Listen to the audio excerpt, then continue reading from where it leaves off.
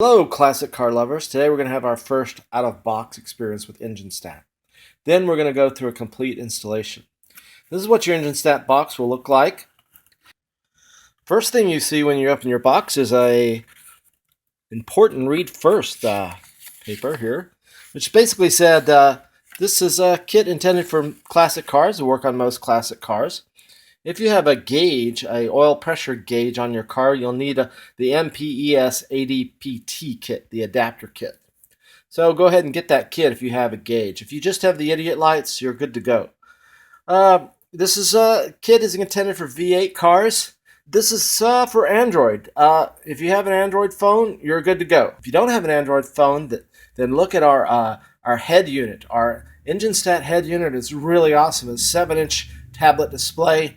It doesn't matter if you have Apple or iPhone. It sits in your car and gives you all the features that you need to safeguard your engine. Okay, after reading that, you're going to look at the instructions very quickly. We'll go over that more completely in the video, but basically the whole operation is very simple. You just hook up a few wires, and most of them are clip-on. Essentially, all of them are clip-on. You don't have to do any cutting and splicing, etc.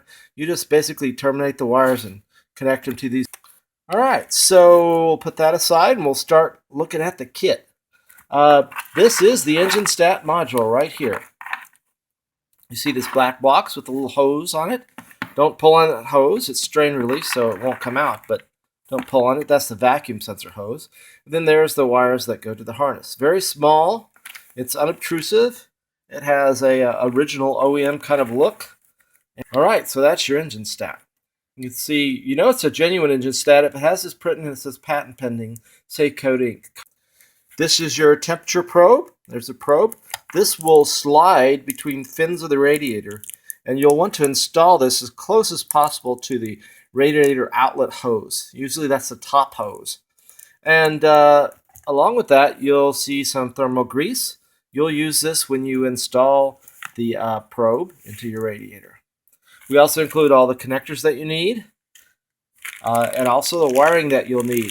The wires are terminated at one end with the female bullet connector. The other end you can trim to length so that it fits in and it looks, kind of custom in your car. You don't have lots of extra wires, and then you'll crimp on the connectors. These are very high quality connectors with the heat shrink wrappable bands. And last but not least, the limited warranty card. So let's put this all back in the box. We'll go out to the car and we'll do the complete installation of EngineStat. One of the rarest things about your classic car is this engine. It's almost impossible to replace. There are many engines where there are no modern blocks made that would fit, where rebuilding and remachining that engine would be more costly than the entire car in some cases. So protect your car with EngineStat. You don't want to depend on those ancient gauges and lamps that they have in those old designs. Okay, let's install that. First thing to do when installing EngineStat is to disconnect the negative cable on the battery. Always disconnect the negative cable first. Next thing we're going to do is sort of decide where we want to place the EngineStat. The EngineStat is connected with a vacuum line to your distributor vacuum advance tube, with a black wire for ground, a red wire which will go to the coil plus, a yellow wire which will go to the coil negative, a white wire which will go to your oil pressure switch on the engine block, a blue wire which will go to the oil pressure harness, a brown wire which will monitor the battery voltage, and this harness here will be our temperature sensor which will plug in here. So generally, the best place to mount an EngineStat, especially if you want to hide it so the car looks all original, is back near the brake booster, near the firewall. Any place along there. You do not want it near a very high heat source, for instance a header or something like that. The firewall is often the best place. Now, to just give you an overview, very simple to install. We're going to splice in a vacuum line to the vacuum advance hose right there on the distributor. We'll cut that and splice that in. We're going to connect, of course, a ground. The ground can be any convenient chassis ground.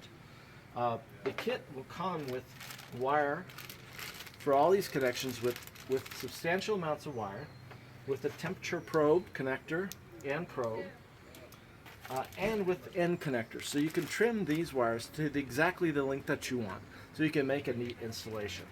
We decided to install our EngineStat right against the firewall, sort of in the center. You can see there that we've mounted it against the heater box. It's a good place. It's easier for us to reach the distributor vacuum line, and we'll have plenty of wire to reach the other sensors. Now, the first component we're going to install with the EngineStat is the coolant temperature sensor. Now, this sensor fits between the fins of the radiator, and you want to place it as close as you can to the radiator outlet, which is this hose right here, the top hose, as possible. And make sure, of course, it's not going to be in the way of the fan. In this case, we will just simply insert it into the fins and push it in. Now, before we push it in, we will make sure and use plenty of the provided thermal grease. The better their thermal conductivity is between this piece and the fins of the radiator, the more likely it is you'll get an accurate temperature measurement. Now, the important thing is not the absolute temperature measurement in this case, but the changes that you might see. If you see a sudden rise or fall in temperature, or something uncharacteristic for your particular car, then you should be worried. So what we'll do now is we'll just wedge that in there straight between the fins. We could install it this way if we wanted to. You can see how it'll go between the fins here. Or we could install it from the other side.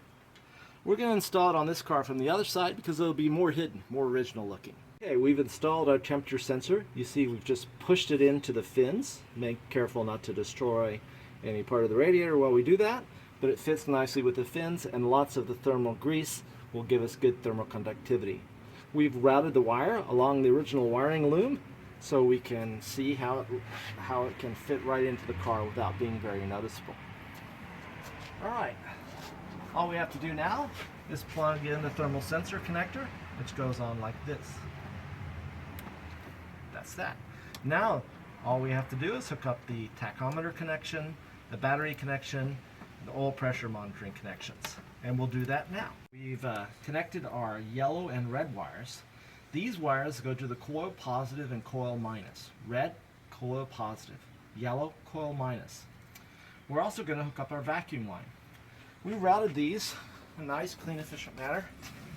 First thing we're going to do is connect our distributor vacuum hose. So we simply cut the distributor vacuum hose at a point that makes sense for us for this particular car, and we just insert it here like this. Very simple. Now we're going to connect the coil plus, which would be the red wire. The terminals that we provide in the kit are shrink wrap terminals to keep moisture out. So once you crimp it on here, you can heat this up with a heat gun or a hair dryer, and it'll shrink over the wire there, giving a good airtight seal. Probably just being in the engine will actually seal it over some time. So we've loosened these wires, and the coils in your car will be clearly marked with a plus or a minus. So sometimes it's a good idea to look closely at the coil to make absolutely sure you get these in the right place, because if you don't, the system won't work and the warranty is void.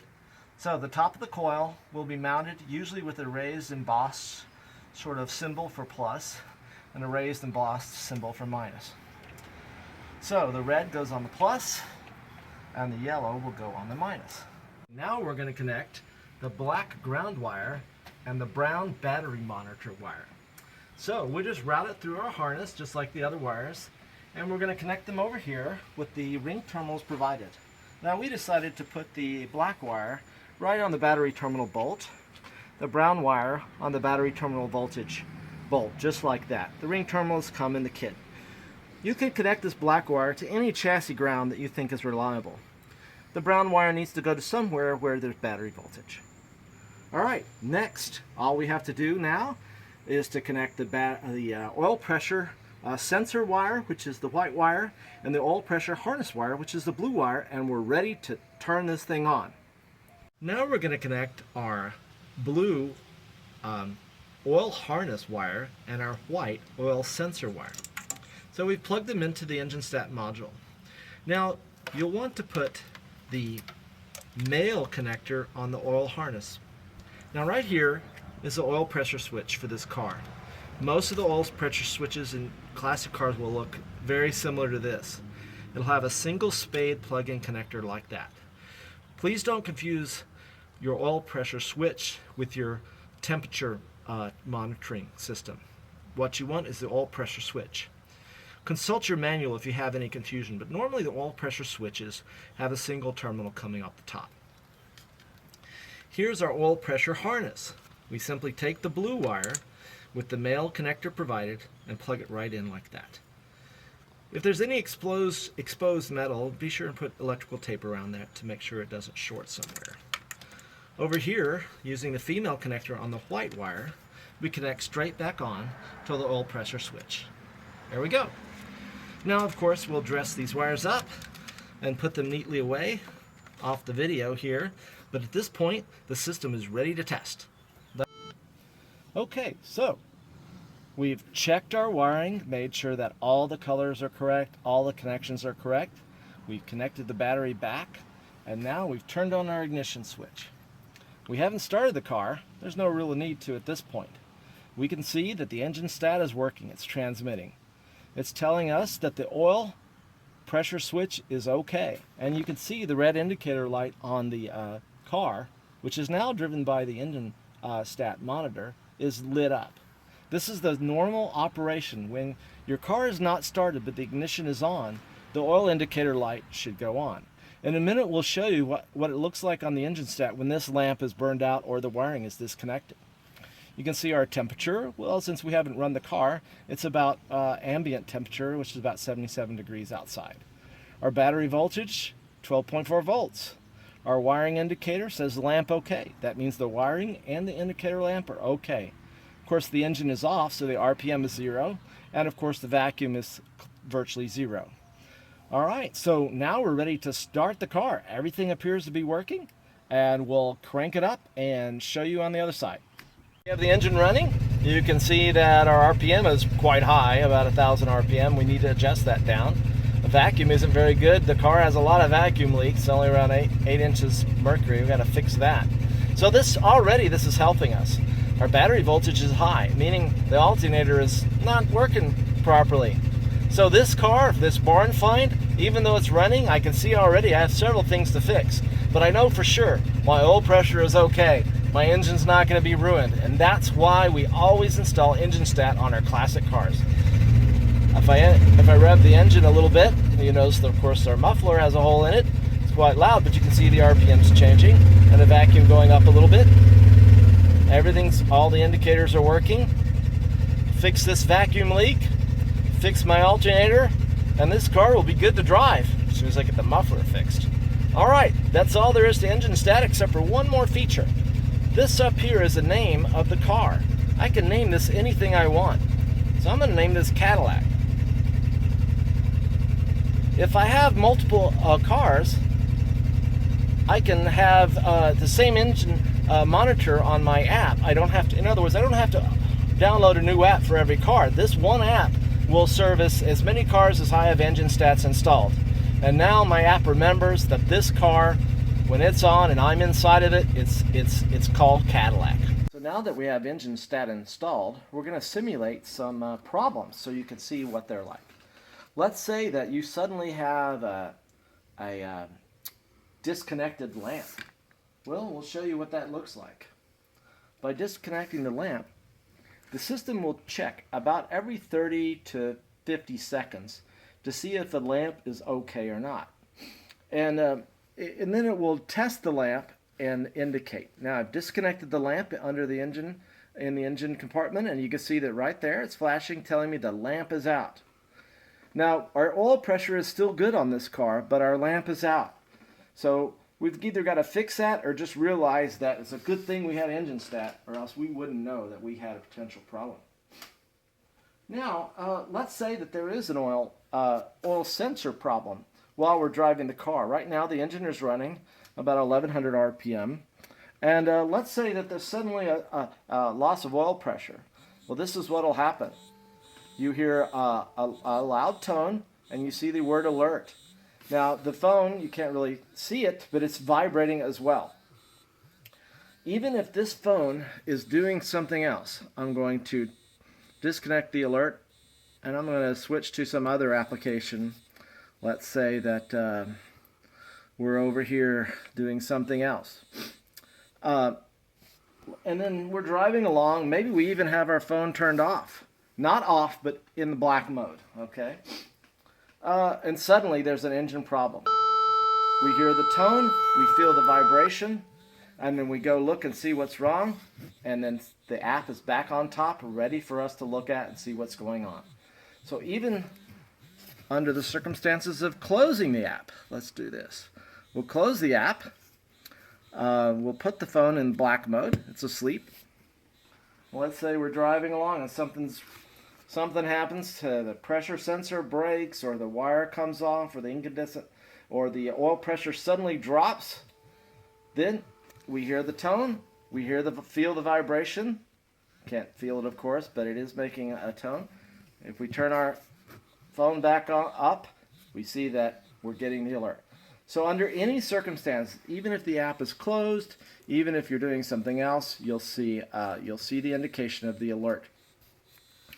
All right. Of course, you'll always be able to monitor the temperature. You'll be able to monitor the battery voltage. You can see here, if I rev the engine a little bit, I might see different battery voltages. If I rev the engine there, you can watch the engine RPM go up or down. And of course, EngineStat will measure engine vacuum, which at this point we don't actually have hooked up at the moment, just for the demonstration purposes. If you have more than one car, you'll see a list of the cars here. Right now we just have one car, but let's say you have two classic cars, you'll see a list. And when you get into the car, it will automatically select the car that's energized, that's running, and you'll be able to get your data there. Remember, EngineStat won't let you down. Even if the phone is completely black and it's in a mode where it's asleep, it'll still alert you. Make that alert sound and that vibration, so that when you pick up your phone, you'll be able to see it and know exactly what's going on.